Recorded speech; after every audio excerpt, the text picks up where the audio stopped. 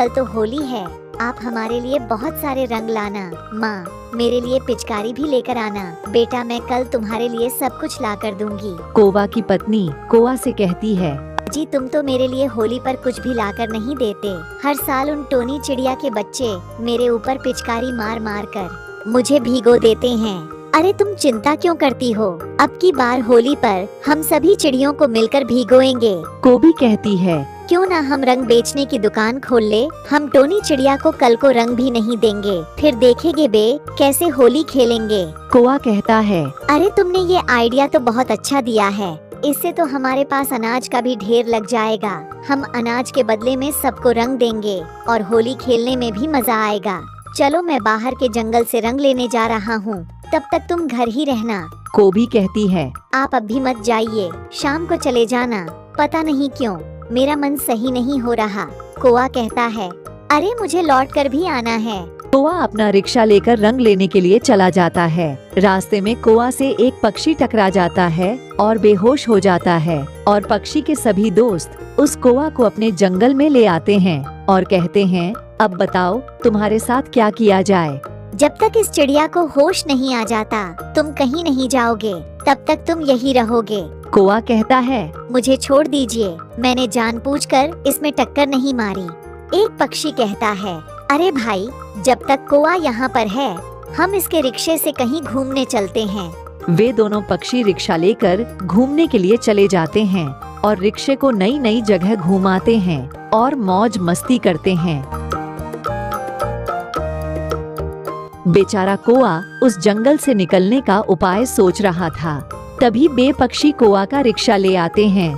थोड़ी देर बाद उस पक्षी को होश आ जाता है और वो पक्षी कहता है, अरे इस कौवे को छोड़ दो, इस कौवे की गलती नहीं है। मैं तेजी से उड़ते उड़ते अचानक रिक्शे के आगे आ गया और रिक्शा से टकराकर गिर गया था। और कौवा अपना रिक्शा लेकर चला जाता है।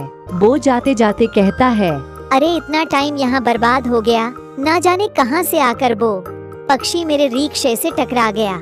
मुझे जल्दी जाना होगा, कहीं और कोई पक्षी रंग लाकर न बेचने लगे।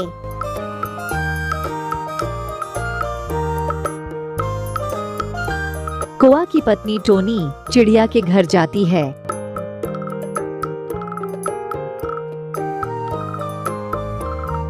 और कहती है, अरे टोनी, कल तो होली है, आप कल खाने के लिए क्या बनाओगी? कल तो मैं सुबह होते ही सबसे पहले होली मिलने तुम्हारे घर आऊंगी और प्यार भरा रंग लगाऊंगी। टोनी चिड़िया कहती है, अरे तुम आ जाना, कल तो मैं खाने के लिए बहुत सामान बनाऊंगी।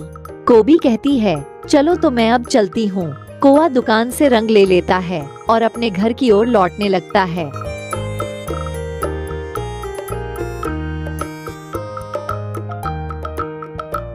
और कौवा अपने घर पहुंच जाता है और सामान को घर में रख देता है और कोबी से कहता है, सुबह को जल्दी उठ जाना, मुझे रंगों की दुकान भी लगानी है। टोनी चिड़िया अपने बच्चों से कहती है, बेटा, शाम होने वाली है, रोज रात को हमारे घर में अंधेरा रहता है। उन कौवों के घर तो रोज लैंप जलता है।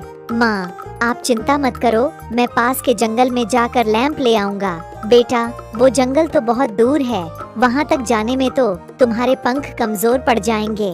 बेटा, हम अंधेरे में ही रह लेंगे, लेकिन तुम वहाँ मत जाओ। नहीं माँ, आप चिंता मत करो, मुझे कुछ भी नहीं होगा, मैं जा रहा हूँ। वो पक्षी लैंप लेने के लिए घर से निकल जाता है और उसे आकाश में उड़ते उड़ते बहुत समय हो गया, लेकिन वो उस जंगल के पास भी नहीं पहुँचा। तभी वो पक्षी कहता है, अरे ये जंगल कितनी और दूर रह गया। मैं कितने समय से चल रहा हूँ, लेकिन अभी तो मैं जंगल के पास भी नहीं पहुँचा। लेकिन वो पक्षी हार नहीं मानता है और उड़ते उड़ते उस जंगल में पहुँच ही जाता है और वहाँ से लैंप लेकर अपने घर की ओर आने लगता है और रास्ते में बहुत ही खुश होकर आता है और कहता है, अरे आज तो मेरी माँ बहुत खुश होगी कि मेरा बेटा इतनी दूर से लैंप ले आया है। वो पक्षी खुशी खुशी अपने घर की ओर जा रहा था, लेकिन रास्ते में उसे एक कौवा देख लेता है और कहता है, अरे ये पक्षी तो अभी बच्चा ही है, लेकिन ये इस लैंप को कहाँ लेकर जा रहा है? लगता है ये इसे अपने घर लेकर जा रहा है। जरूर ये इस लैंप को पास के जंगल से लेकर आया है।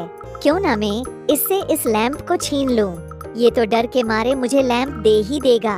वो कौवा लैंप लेने के लिए उस पक्षी का पीछा करने लगता है और उसके पास जाकर उसे डराने लगता है और कहता है, ये लैंप मुझे दे दो, वरना मैं तुम्हें इतना मारूंगा कि तुम कभी भी उड़ नहीं पाओगे। बेचारा वो पक्षी उस कौवा से डर जाता है और अपनी जान बचाने के लिए उसे लैंप दे देता है। कौवा लैंप लेकर अपने घर की ओर जाने लगता है, लेकिन वो पक्षी भी चुपके चुपके उस कौवा के पीछे जाने लगता है और वो कौवा उस लैंप को अपने घर पर रख देता है। टूनी चिड़िया का बच्चा वहीं पर छिपकर उस लैंप को देखता रहता है। वो चिड़िया पीछे से जाकर चुपके से लैंप उठा लाती है और तेजी से अपने घर की ओर आने लगती है और अपने घर पहुंच जाती है। टूनी चिड़िया लैंप को देखकर बहुत खुश हो गई और अपने बेटे से कहती है, बेटा तुम ठीक तो हो ना? माँ मैं ठीक हूँ, लेकिन जब मैं लैंप लेकर आ रही थी तो अपने जंगल में ही एक कौवा ने मुझे डराकर लैंप छीन लिया था। मुझे लगा कि अब तो ये लैंप मुझे मिलेगा ही नहीं, लेकिन मैंने भी उसका पीछा नहीं छोड़ा। चुपके चुपके उसके पीछे जाती रही और देखती रही। जब उसका ध्यान लैंप से बचा तो मैं पीछे से जाकर लैंप उठा लाई। अगले दिन सुबह होते ही कौवा रंगों की दुकान खोल लेता है और रंग बेचने लगता है। कौवा की दुकान पर एक कौवा पिचकारी लेने आता है और कौवा से कहता है, हैप्पी होली भाई। भाई मुझे एक पिचकारी दे दो। कौवा उसे एक पिचकारी दे देता है और वो पिचकारी लेकर चला जाता है।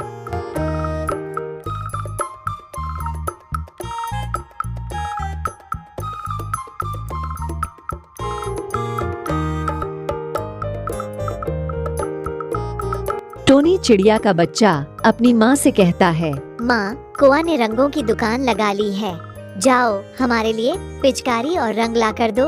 टोनी चिड़िया कहती है, बेटा अभी थोड़ी देर बाद ला कर दूंगी, अभी सुबह ही पानी से मत खेलना। चलो अपने दोस्तों को हैप्पी होली मिलकर आओ। वे दोनों अपने दोस्तों से होली मिलने के लिए चले जाते हैं और कोबी टोनी चिड़िया के घर होली मिलने आती है और टोनी चिड़िया से हैप्पी होली कहती है और कोबी दूसरे पक्षियों से होली मिलने चली जाती है।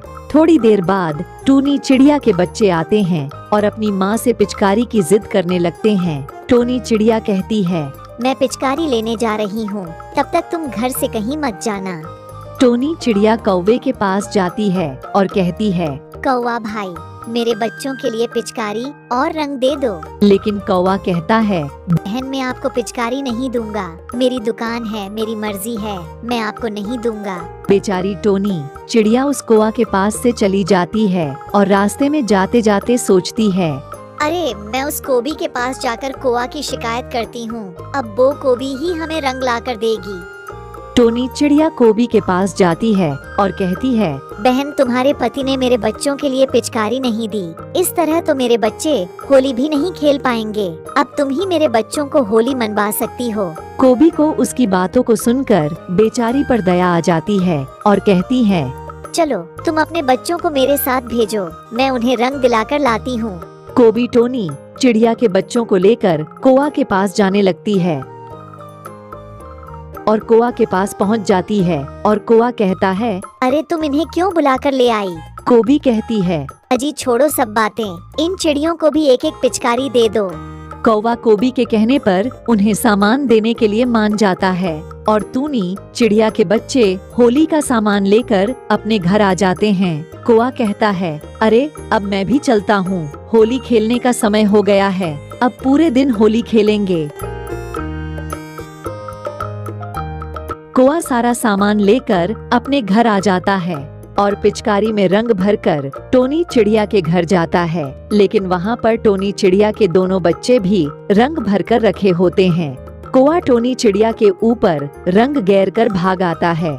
टोनी चिड़िया के बच्चे भी कौवा के पीछे पीछे जाते हैं और कौवा से आगे निकलकर कौवा की पत्नी के ऊपर रंग गैर आते हैं। अरे ये रंग कौन गैर गया? मैंने तो किसी को देखा भी नहीं।